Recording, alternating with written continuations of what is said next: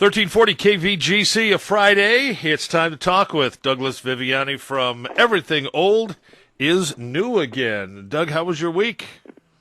My week was great. Thank you. How about you? Doing well. So what's up with this week's show? Well, I'll tell you, this week, America's pop culture entertainment talk show is, as we like to call ourselves, take a look at quite a few things that's going on in our world, not just entertainment. I've noticed that McDonald's is changing the way that they grill their burgers and that toast their bun.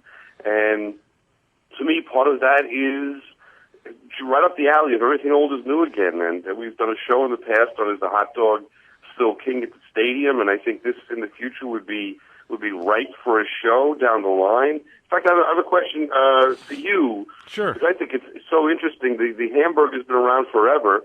People sometimes do the same thing with the hamburger for years on end. They change the hamburger here and there. Again, McDonald's is going to change.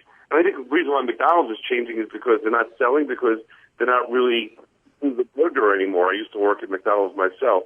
But anyway, I want to ask you. Let me ask you. So you used to work at McDonald's. Is it true that there's just one vat of ingredients in the back, and when someone makes an order, you just scoop it out and it becomes what the order is? When I was working there back in the day, they would deliver basically the meat. It would be frozen, but you would actually cook it on a grill and cook to order. Now, the food and the burgers are delivered already cooked, and all they're doing is heating the burger up in a microwave. So how could it taste good? And already has my recommendation. Already has the grill marks on it and everything. So. Absolutely, it's not even cooked on a grill. Grill is Burger King. McDonald's just do them on the flame. It's not flame broiled. It's just the grill itself. That's it, the metal grill. Yeah. I wonder if there's something better than that in Jackson. I'm wondering which is the best burger there. Absolutely. The best burger in the county would have to be from Melon Faze. Okay, Bart and Mara, they've been doing it. Now, Bart is second generation. His parents opened the business 1955, I think, 56. But that's the place. That's the place. I wonder, I've done a little research, and maybe we can have a little taste-off, and that's what we do on Everything Old is New Again, maybe with this topic. It'd be so fun to visit maybe Rosebud's Cafe. We'll get the Main Street Burger there, and I wonder we can have a little competition as to which one would be better and why. Sounds like a lot of fun. Now, I should tell you about Rosebud's. Now, those folks, they're what is called a farm-to-fork restaurant. So everything is grown, naturally, and then it comes from, actually, a lot of the stuff comes from their farm, their ranch, onto the table there. So their beef is a little bit different than you'd get at Melon Faze, but both are great. And they're both the family there. They're both family run operations here, and they both do a great job. So I don't know. You go ahead and go with the Main Street Burger. I'll tell you what I'll do. I'll go down there today, order one, and I'll ship it out to you. How's that sound? I'd love to have it a taste of both and see what it's all about. That's the local flair that I love. And I also, the idea is that burgers we could fight over, just like we could fight over TV theme songs or whatever else might be on Everything Old is New Again. We love to just visit and revisit how things are changing or remaining the same. So we've got Melon Faze, which is the old, and maybe we could say Rosebud with the farm to fork is the new, and see where the folks stand on that. So last week, Loretta, she was a good sport, but couldn't beat Dave. I was challenged that they were good sports in the beginning. The both of them were challenging me as a host and as running the show, if you remember. As they weren't getting many questions in the beginning, they weren't used to, I don't think, the style of question. I would present a song and ask them what it is, or I would even do like name that tune type of thing.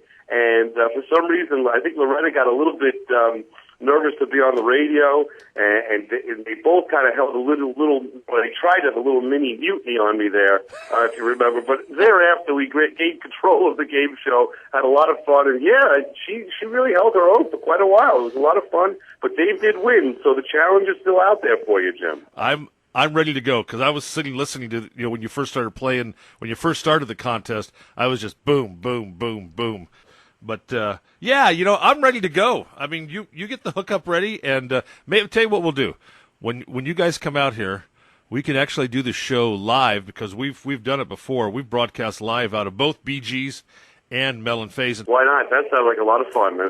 So this week, going to continue with part 3 of theme songs, and maybe you guys going to start getting behind the scenes on some of these theme songs and how they came about and so forth? Yes, exactly. That, I think, is going to be a lot of fun this week. We talk about some quirks about these TV theme songs. Just one off the top of my head, kind of peek into what it's going to be like. We talk about, everyone remembers the Brady Bunch, and there was a new movie for the Brady Bunch, and in fact, there's some new activity being thought about with Vince Vaughn producing a new TV show for the Brady Bunch. But along those lines, Robert Reed, if you look at the old 60s and 70s Brady Bunch opening, you could see when all the 9 characters are looking at each other with the music playing, with the theme song playing, you could see him looking around in total disdain as he was a Shakespearean actor, and he didn't want to do any of this nonsense to him.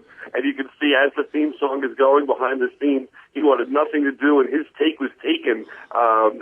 They didn't say do another one or why don't you smile or what have you. They said, fine, he's there. It's all he's going to do. We'll take it and throw it on the screen. He gets lost in the other 8 characters, but if you focus on him, you can see how angry he is. Or we're going to talk about how theme songs change. The first season, they'll have one particular theme song, and then they change the theme song for a reason, like on Happy Days, Gilligan's Island, Lost in Space, Partridge Family, Magnum P.I. It's amazing that you remember the second song that they used, but there was actually an original song for a theme song for those and others that changed. And why did they change them? Also, MASH's theme song came from an interesting location. I'm not going to give that away. And also, some of them were number 1 on the Billboard charts, and which ones were those? So I think it's a real fun, interesting show for behind the scenes of the TV theme songs. All right, well, Saturday night, 6 o'clock, Everything Old is New Again. That is the show here on 1340 KVGC. Douglas Viviani and David Cohen. And, again, we're going to get you out here to California. We've started a fund, and we've got you we can get you about as far as Cleveland. But other than that, we can't get you much farther than that. So if you guys can maybe pick up the tab past, Cleveland. We'll run our own local contest so we can actually maybe even bring a frog out there for that contest and have a sample of those burgers. So far, we had a pretty good agenda. All right, Douglas, we'll listen for you tomorrow night at 6 o'clock. Everything Old is New Again, and it's part 3 of TV theme songs, right? Looking forward to it. Enjoy the weekend, yes. All right. That's my buddy Douglas Viviani. Again, Everything Old is New Again. You can join Doug and Dave Cohen Saturday night here at 6 o'clock on 1340 KVGC.